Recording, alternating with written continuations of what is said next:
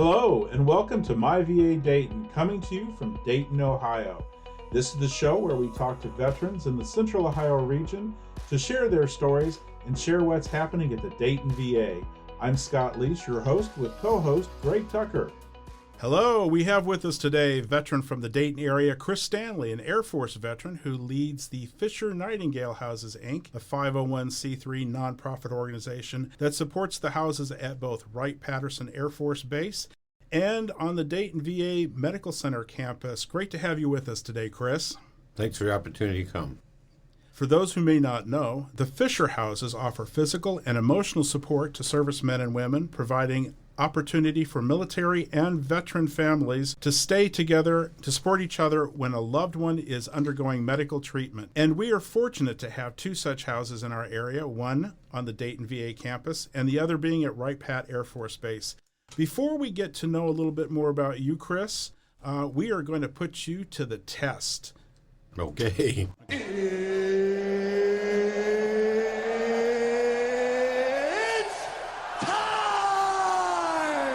That's right, it's time to play Don't Tell Me, I Think I Know That. This is the game that we play where our guests are put to the test of their knowledge of military trivia. And it's also a game where listeners can play along to see if their minds are mired in mounds of military minutia like ours are. Are you ready to take this challenge, Chris? Well, I'm a little concerned, but sure. Don't worry, we'll take care of you on this ride. So here's your first question.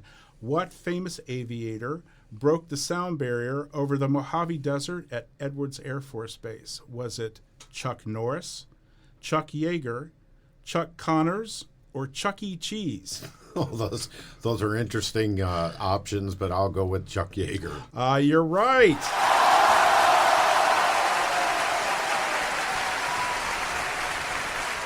That's right. Brigadier General Charles Elwood Yeager was a United States Air Force officer, flying ace, and record-setting test pilot who in 1947 became the first pilot in history confirmed to have exceeded the speed of sound in level flight. Yeager was raised in Hamlin, West Virginia.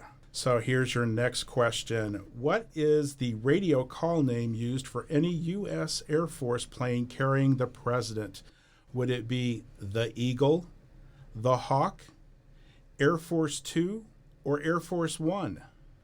Well, we know it's Air Force One because we've had it land here at Wright Pat a number of times. You sure have. That's correct. That's right. Air Force One is the official call name for any Air Force aircraft carrying the President of the United States. The call sign Marine One is used whenever the President flies in a U.S. Marine chopper or helicopter. Now, here's your third and final question. The United States Air Forces share a birthday with this federal entity. Would it be the FBI, the NASA, or CIA, or YMCA? It's got to be the NSA because it was part of the National Security Act of 1947. Well, that's close, but I said the NASA, which is NASA. Yeah. Would it be FBI, NASA, CIA, or YMCA? It's a federal entity. Let's guess CIA. The CIA? Still wrong, aren't I? Actually, the National Security Act of 1947 officially separated the Air Force into its own military branch and created the Central Intelligence Agency. The act was a major restructuring milestone for the United States military and intelligence agencies post-World War II. Bonus question. Do you know what the date is for the Air Force birthday? 17 September 1947. That is correct. Good answer. So, Greg, what have we got for our winner today? We have a set of 4 Dayton VA industrial strength chip clips designed by NASA's aerospace engineers to keep your snacks fresh at home or wherever you may be traveling in the near future. Compliments of the Dayton VA. Thank you. Okay, we're going to take a quick break. When we come back, we'll hear more from Chris about what he's doing in Dayton these days. Our veterans put everything on the line to protect our freedom. We may never be able to repay them for their sacrifice, but we can show them just how much we appreciate all they've done. Every day, hundreds of people just like you volunteer to help our veterans. You can help by simply sharing your time, lending a warm smile, a supportive hand, or a sympathetic ear to someone who needs it. Everyone can do something to make our veterans know how much we appreciate their service. What will you do? And we're back with Air Force veteran Chris Stanley. So, Chris, tell us about the Fisher Nightingale Houses, Inc. I said we have Fisher Houses both at Dayton and Wright, Pat, but you've told me that we've actually got 3 in the area, with 2 of the houses actually being on the Wright Pat Air Force Base. Correct. So the name of our organization, Fisher Nightingale Houses Incorporated, we began with the Nightingale House out at Wright Patterson Air Force Base that opened in May of 1990 through the foresight of a captain named Gretchen Lietze. Gretchen was reassigned to Wright Patterson Air Force Base under humanitarian reassignment because her 6-year-old son Tony had leukemia. And although she was stationed at the base at that time at Armstrong Lab and had a place to live, when she was going through treatment, she saw people in the medical center who were sleeping in the medical center, sleeping in their cars in the parking lot because they were the lowest priority for billeting and often got bumped out and they couldn't afford a hotel. So she envisioned a Ronald McDonald type compassionate care home and opened that, lobbied the private organizations and the leadership on base. And as I said, that opened in May of 1990.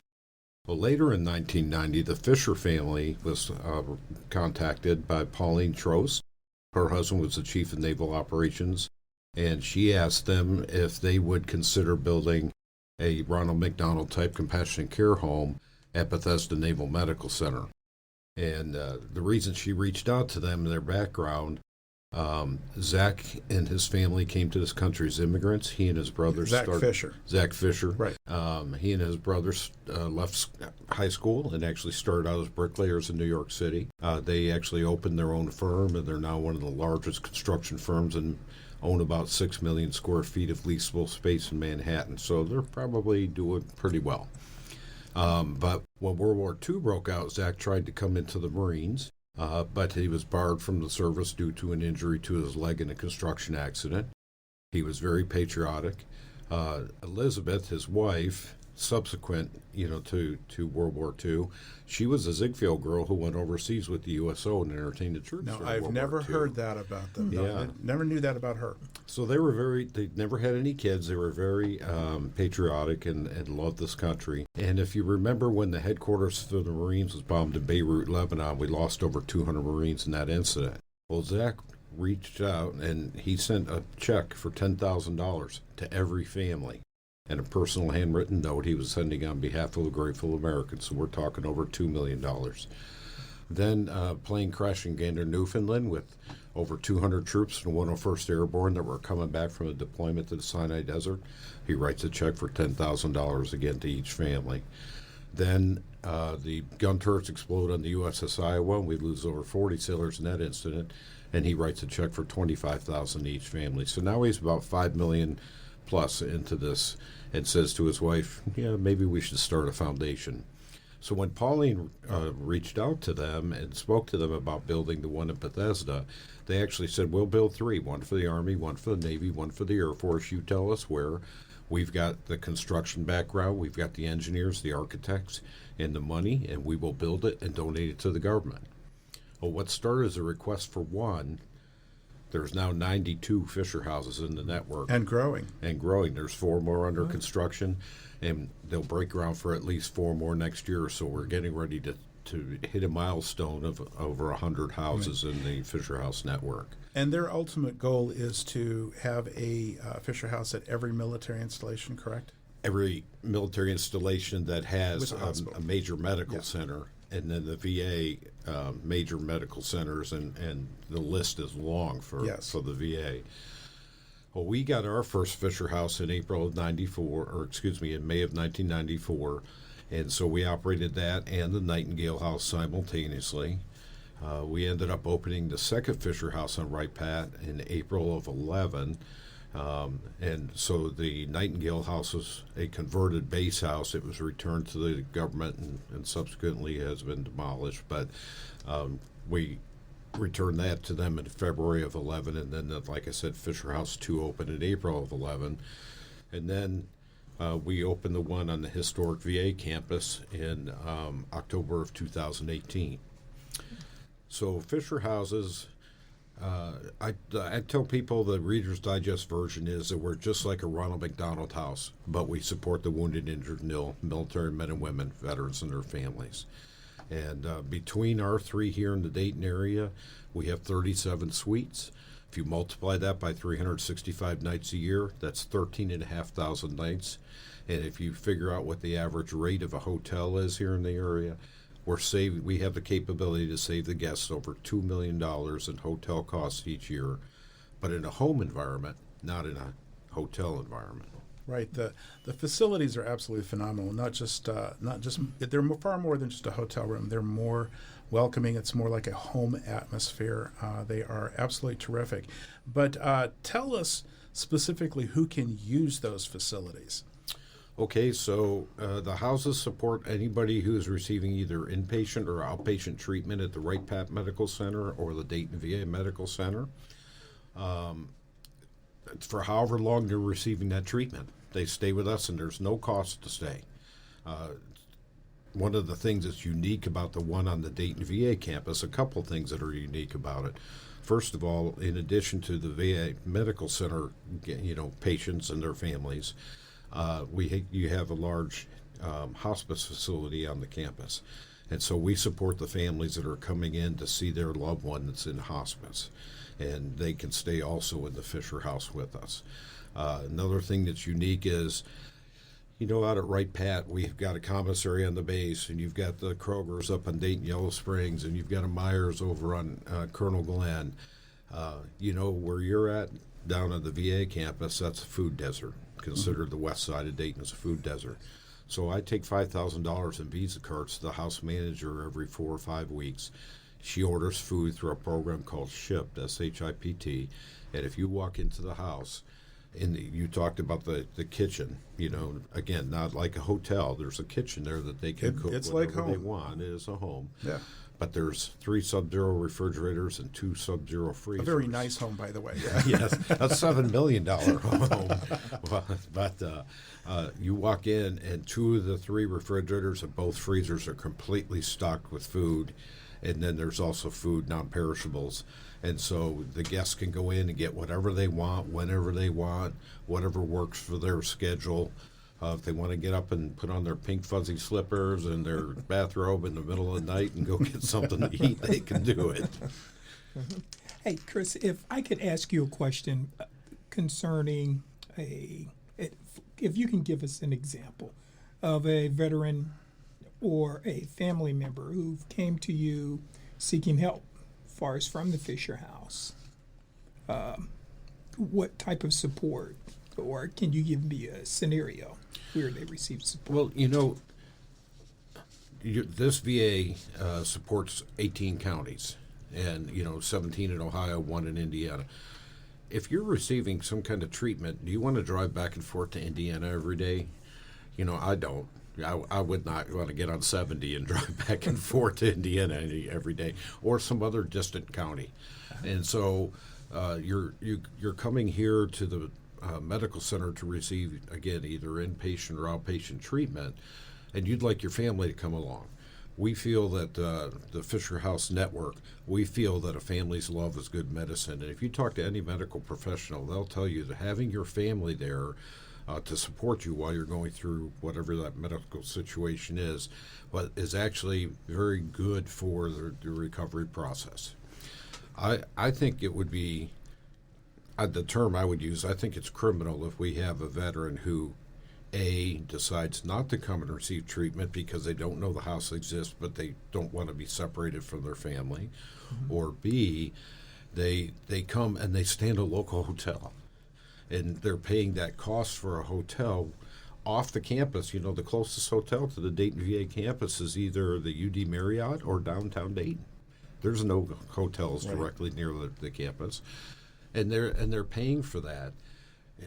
We've got these houses, and we provide the service for free to these veterans, again, for however long they're undergoing that inpatient or outpatient treatment. So we want people to come and stay in the houses. They're there for them. That house on the VA campus, that's a 16-bedroom, 17.5 handicapped accessible bath house, 13,500 square feet. I don't know if either of you have made the time to go and take a tour of the house, but you won't find a nicer house, No. for these families to stay in. And some of them actually will say to us, "This is nicer than I've ever been in. This is really kind of too nice for me." And we don't want them to feel that. We want them to come in and feel at home in the Fisher Yeah, House. I'm assuming that for many it's very humbling actually to go in there, like you say, "Oh, this is too good for me," or "I don't deserve this." And I'm sure that there have been a number of people that you've run into in this in this endeavor that have benefited greatly. Without that facility, they couldn't be with their loved one. They couldn't have provided the support for the veteran who's receiving the medical care. Tell us, if you can, is there a particular time that really stands out to you where you saw that that unique experience that really, not only touched your heart, but really validates everything that we do with these Fisher houses?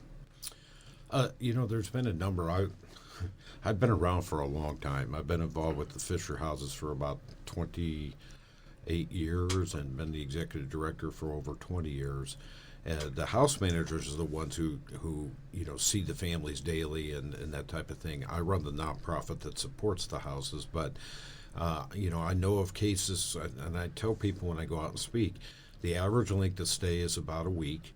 Some families stay with us for a day or two. Some families stay with us for, several weeks to a month. And we've had, out at Wright Pat, for instance, we've had a family stay with us for over a year while they're going through treatment. As a matter of fact, they were with us so long that when they left, they had to rent a U-Haul to take all the stuff they'd accumulated while they were there, over that 1 year period. It was their home. I didn't know people PCS from the Fisher House. Well, this individual is a master sergeant in the Air Force. He was getting ready to retire, and as he went through his retirement physical, they found a serious medical condition.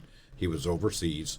They sent him here, and the treatment just kept going on and on. And in that situation, they wouldn't retire him until that situation was resolved, or on a good path. So he and his wife stayed with us for a year, and it became their home. And if you look at our testimonies on our website and our annual report, they actually made a statement along the lines of this is not a Fisher house. This is our Fisher home. And that's what we want people to understand is it's not a cold check in at the front desk, here's your key, your room's down the hall on the right situation. Home. And Chris, how would someone find out more information, or how do they contact the Fisher House if they're in need? So at the Dayton VA and at Wright Patterson Air Force Base, the social workers within the medical centers know of the Fisher House and make referrals over. If somebody is going to a clinic, within, again, the VA or Wright Pat, and typically the staff will know of a Fisher House, and they'll say, okay, you need to be here at 7 o'clock in the morning on Thursday for you're to be checked in for your treatment. Well, I live 3 hours away. They'll say to them, contact the Fisher House. Here's the number. Betsy Strebel's the manager over at the Dayton VA. Diora's the manager over at Wright Pat Air Force Base, and they'll be referred to them. And not only that, but like on Wright Pat, base billeting is aware of the Fisher House and supports us, because if somebody contacts them and says, hey, I'm going to be coming in, I need to receive medical treatment, I need to reserve a room at billeting will actually say to them, why don't you call the Fisher House and make sure you stay over there. So we want people to know, I have two tasks as the executive director, of course, to raise money, but the other part is the education task, and I want everybody to know that these houses exist. Yeah, and so if there is somebody that's in need and may not have known about the Fisher House, that their first stop is to talk to social work to get that referral. To get the referral. Absolutely, and they will do a great job to ensure that you're into the system and taken care of. We know how dedicated you are to this cause. You were so dedicated that you actually took a pay cut to actually come to work for this non-for-profit. Can you tell us a little bit about that? Well, I retired from the Air Force in 2001, and I initially began with the Fisher House in this position as a part-time job. So I took a full-time job working as a government contractor on Wright Pat, and I did that for 15 years. So my part-time job with the Fisher House evolved into a full-time job. So I essentially had 2 full-time jobs. And of course, government contractors are paid pretty well. And when this third house came about down at the Dayton VA, my wife and I spoke, and I said, you know what? I've been doing this for 15 years. I can't do both jobs anymore. I can't do it justice. And she looked at me and she said, you know, Fisher House is your passion. If you can work out a new deal with them, you can go full time, then go ahead and do it. So I took a big pay cut because from what I was making with Fisher House and a government contractor to just what I was making with Fisher House. But I'll be honest with you, I tell people, God has blessed my wife and I, we have more disposable income now with less income, than we had when I was working 2 full-time jobs. But we were talking beforehand. I've got 4 kids and 16 grandkids, and none of them live local. And I was hearing from those family members of, you can't come see us? Well, I'm sorry, I've got work I got to do. So it opened up that space a little more for me. Yes, well, that's how serious you take this, and we understand how dedicated you are. And I'm guessing that a lot of that dedication comes from the fact that you spent quite a bit of time in the military to begin with. But tell us, what was your calling to join the military? You spent 20 plus years in the Air Force. Why did you go into the Air Force? I came in straight out of high school. As a matter of fact, I went into late enlistment while I was still in high school in my senior year, and it was kind of a calling, but I wasn't college material, and I knew that, and so I wanted to get a career going. My family's background, my mom was a sergeant in the Army during World War II. And my dad was an officer in the Army Air Corps in World War II. They weren't married at the time. That was prohibited. They subsequently got married. My brother did a couple tours in Vietnam. He's about 14 years older than I am. So when I got out of high school, Vietnam was over. But he did a couple tours. My adopted dad was in the Navy in World War II. So I have some military background there. And I decided I wanted to join the Air Force, and it's kind of funny. I came home and told my mom I joined the Air Force, and she said, but we're an Army family. And I said, but I scored high enough to get in the Air Force. So, so when I came in the Air Force, I was in a small select personnel career field called Personal Affairs. And that really fell into my calling because Personal Affairs handled the casualty notification, reporting, and assistance to the next of kin. So during my entire career, I was taking care of people, taking care of family members when, somebody would pass away with active duty, reserve guard, retired, we were providing assistance to them. And then, of course, as a first sergeant, I took care of a lot of folks. And I did that for about 5.5 years before I retired. And in my last unit had over 1,000 troops, and that's a lot of people to take care of. Absolutely. But, in reading your bio, I learned that you have received a lot of honors over the years for all your service. You're a more than average dedicated individual to pretty much whatever you set your mind to and your heart to. But one of the things that stood out in the bio was that you'd actually received a promotion through the Stripes for Exceptional Performers, which is the STEP program. Tell us a little bit about how that happened. What did you do to earn that? I did my job, and I guess I did my job excelled really at your well. job. I guess I did my job really well. Yeah. I was at Randolph Air Force Base in the what then was the 12th Air Base Group.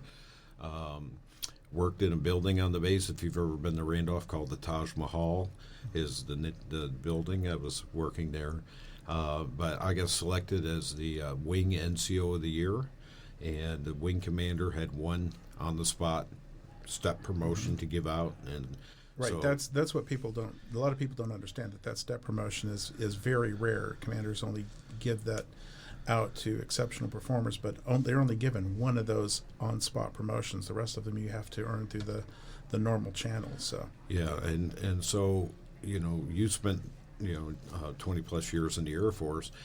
I was stepped to Tech Sergeant E6 when I had 6 years and 2 months in the Air Force. Most people were still competing for E5 at that point, but I got stepped to Tech at that point. But if you read the rest of it, it took me a while to get all my other promotions, and because I never studied. Mm-hmm.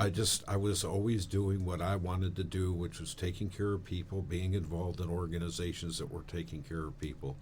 So it took me 7 years to make master, and it took me another 8 years to make senior, E8. And it's because I'd never cracked a book, mm-hmm. and I never prepared for, and I didn't politic for promotion. I was doing the things I wanted to do to take care of people. As you said before, you were doing your job. You weren't playing the game. You were doing what needed to be done. And yeah. And Chris, hearing as far as your experience, your career, as far as your military career, you took care of a lot of people. What are some of the most valuable skills you felt that you transferred into what you're doing now? I think empathy is the biggest thing. It was very moving, and it was very difficult to do casualty assistance to families, especially for active duty families where somebody died in an aircraft incident, a car accident. I unfortunately saw homicides and suicides and other accidental drownings and all kinds of things, ways that people could pass away. And of course, then somebody who had an illness, and it took some time. But a sudden death, and then you're dealing with a young spouse, maybe young kids, and you're dealing with that and trying to help them get all the Air Force VA Social Security benefits, commercial life insurance proceeds, and so on. I learned a lot of empathy and caring for other people. And that's the way I was raised. So it's not like I had to learn that. I just had to nurture it and mature it more as I grew up, and that carried over to what I do now. I want families to be taken care of, and know that the houses exist and use the houses, and I contact the house managers all the time. What do you need? What can the board get you? What can our organization do to support you? What do you need to take care of the guests that are in the house? Okay. Well, thank you again for everything that you do. Chris, we're going to be taking a break right now, and we'll be right back and hear some more of Chris's story. I was in the military. I didn't know that when I left, I was eligible for health care through the VA. I thought you had to be disabled or been wounded. Another vet told me I should check it out. Now, I have the care I need at the Dayton VA. Don't wait another day to see how the VA may help you. I'm a vet, and it's my VA. Make it your VA today. Call 937-268-6511, extension 2159 to enroll, or visit dayton.va.gov. My name is Corporal Bradley Joseph Seitz. Jerry Reed. Kate Weber. These are real veterans facing a real challenge. I have PTSD. And I have PTSD. I have PTSD. Post-traumatic stress disorder can happen to anyone. I was still in a war zone in my mind. But treatment can turn your life around. Treatment has really saved my life. To learn about PTSD and how treatment can help you, call your local VA Medical Center or visit ptsd.va.gov. And we're back with Air Force veteran Chris Stanley. Hey, Chris, if you could, tell us a little bit about your experience with the Dayton VA. When I retired, I got my disability through the VA. But I was getting my care out at Wright Pat. We have a large medical center. And I was hearing from my wife that the TV in the house was getting louder and louder and louder. And she said, You and my father's house. She said, so you need to go to the base and get a hearing test. Yeah. And I did. And they said... You actually listened to her. Honestly, she's my fourth wife, yes, so I've learned over time. It's just that a lot of people who have that issue, they don't I would say they don't hear it, no pun intended, but they really don't. They don't notice it, and it's hard to convince someone who is having those issues, hearing loss, that they have a real issue. It's kind of like vision as well. You get the new glasses. Oh my gosh, I can see everything now. What beautiful colors! And the same with the hearing. So you actually listened to her. I did. So I went to the base, and then the base said to me, as a military retiree, you can get them from us at cost. Yeah. But then they said, do you have a disability through the VA? And I said, yes, but it's for my heart. And they said, it doesn't matter. Go down there, get registered. You can get your hearing aids to the VA at no cost. So I went down, I got registered, went through primary care. They made the referral, and I went up there, and I got to tell you, I absolutely love the people up in audiology. And one of your past directors, Glenn Costy, said to me one time when we were talking, he said, for every compliment I get for any clinic in the rest of the medical center, I get one for the VA, for audiology. He said they're phenomenal, and they are. They've been phenomenal to me. And when I first got my hearing aids, honestly, for about the first year, I didn't wear them. I don't have any hair, and it was kind of probably a vanity thing, I'm 50 or whatever I was at the time, and here I am wearing hearing aids, and I don't have a way to hide it, under the hair. Eventually I put them in, and now I am the biggest advocate for them, and I've talked to a number of people, and I tell them when you get them, it's going to take your brain about 3 or 4 months to kind of adjust. You're going to start hearing things you haven't heard in forever. If you crumple a piece of paper, or how loud the keyboard is when you're typing on it, or this or that or the other, but do not. Oh my God, I can hear again. Yeah, but then it actually bothers them. Yeah, and so I tell them, do not take them out. Your brain needs to be rewired to to work with them. Exactly. And so I'm like the biggest advocate for the audiology department. Yeah. And if I have to go to any other clinic down at the Dayton VA, I'm sure I'll receive just as great a service.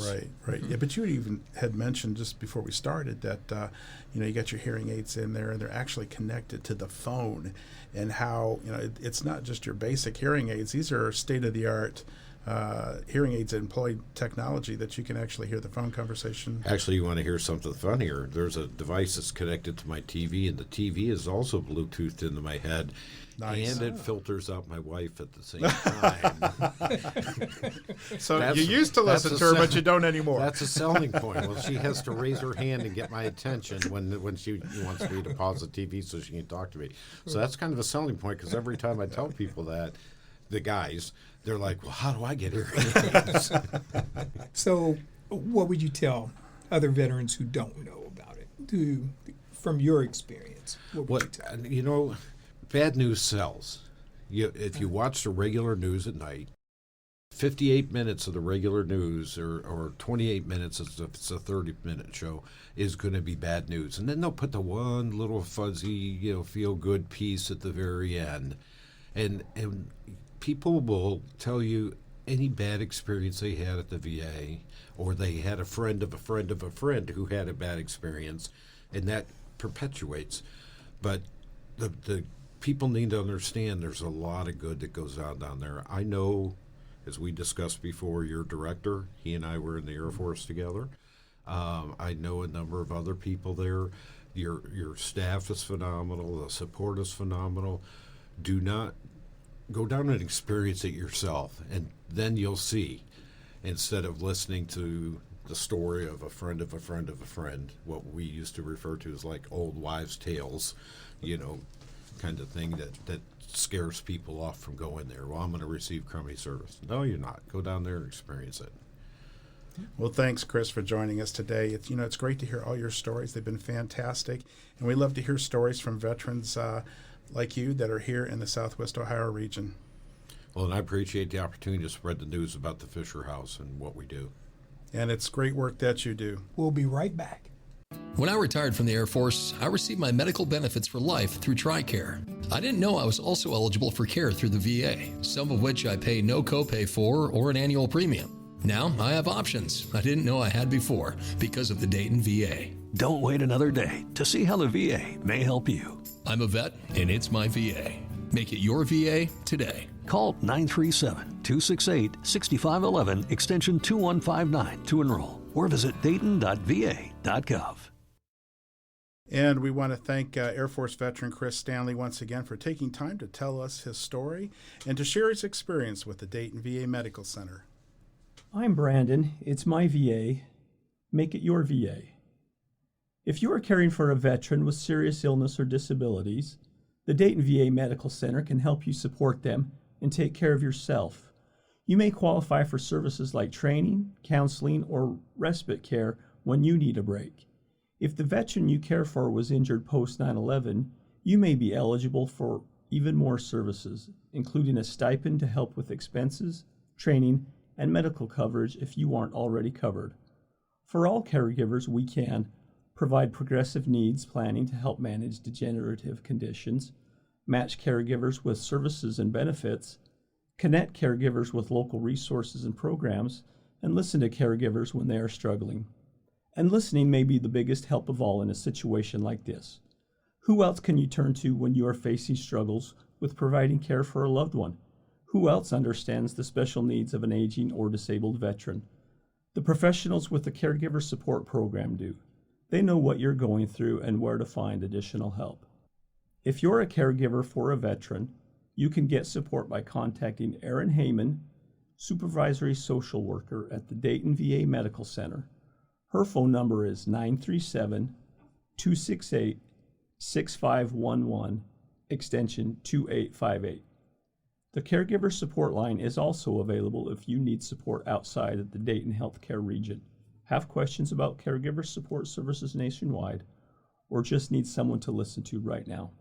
Simply call 855-260-3274. We want to say thanks again to our special guests for taking time today to share their story.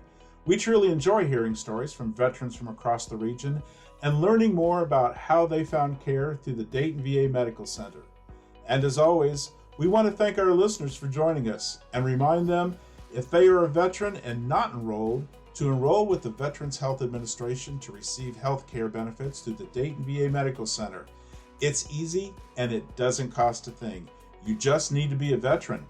The simplest way to start enrollment is to call our Enrollment and Eligibility Office at 937-268-6511, extension 4105. They can schedule an appointment for you to come to the Dayton VA campus or help you make an appointment to come to one of the many surrounding community-based outpatient clinics located at Springfield, Richmond, Lima, and Middletown. Again, that number is 937-268-6511, extension 4105. Veterans may also enroll by visiting www.choose.va.gov/health. While there, you can choose from applying online, by phone, or by mail. It's just that simple. Really. As I said before, it doesn't cost a thing to apply. So what are you waiting for? Call us today. Or, if you know of a veteran who is not enrolled, have them call to start taking advantage of this benefit. If you're a veteran, it's your VA. Sign up today. Join us again for another episode of My VA Dayton with the Dayton VA Medical Center. Our episodes drop the 1st and 15th of each month. I'm Scott Leese with your co-host Greg Tucker. Thanks again for listening to My VA Dayton.